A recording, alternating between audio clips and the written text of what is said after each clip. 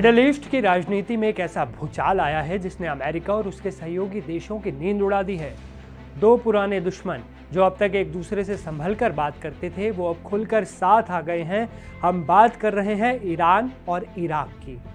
इन दोनों ने मिलकर एक ऐसा सुरक्षा समझौता किया है जिसके तार सीधे अमेरिका और इजराइल की धौंस को मुंह तोड़ जवाब देने से जुड़े हैं। क्या है ये सीक्रेट डील? क्यों इस समझौते के बाद ईरान और इराक के रिश्ते मजबूत हुए हैं? और सबसे बड़ा सवाल, क्या ये नई अक्ष शक्ति अमेरिका को मिडल ईस्ट से बाहर का रास्ता दिखाने की तैयारी है? चलिए पूरी खबर विस्तार से जानते हैं। नमस्ते, मैं हूं असीम और आप देख रहे हैं एनडीटीवी इंडिया। ईरान और इराक ने एक महत्वपूर्ण सुरक्षा समझौता किया जिसके तहत दोनों देशों के बीच सीमा निगरानी के लिए एक संयुक्त समिति का गठन किया गया है। इराक के राष्ट्रीय सुरक्षा सलाहकार कासिम अल आराजी ने खुद ईरान की यात्रा की और रिवोल्यूशनरी गार्ड्स के commander in chief major general Mohammad Pakpour से मुलाकात की। इस मुलाकात का सीधा संदेश था अमेरिका को चेतावनी।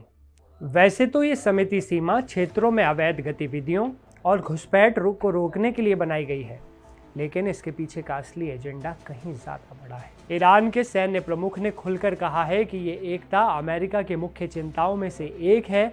उनका दावा है कि अमेरिका इन दोनों देशों की एकजुटता से परेशान है, क्योंकि दुश्मनों को पता है कि इस एकता के क्या फायदे मिलते हैं।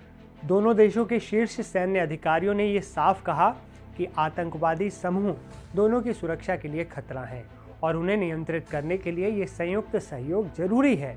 ईरान की चिंताएं तब और बढ़ गईं जब इजराइल ने युद्ध के दौरान कथित तौर पर इराकी हवाई क्षेत्र का इस्तेमाल किया।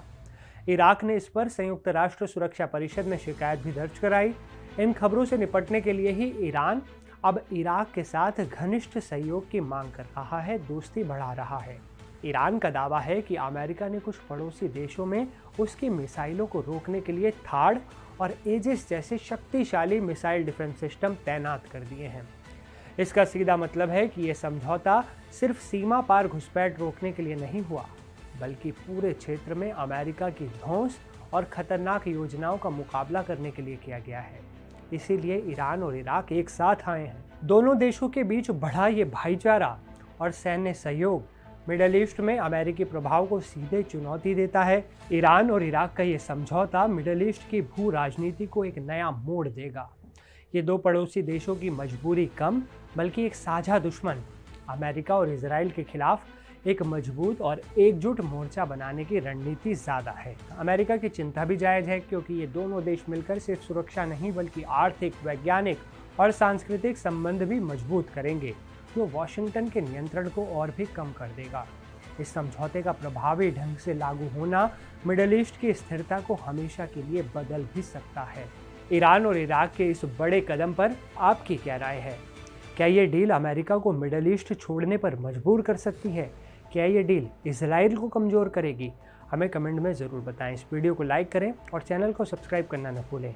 और ऐसे ही मिडल ईस्ट से जुड़ी बड़ी खबरों के लिए एनडीटीवी इंडिया के चैनल को सब्सक्राइब कर लीजिए। मिलते हैं अगले वीडियो में, तब तक के लिए नमस्कार।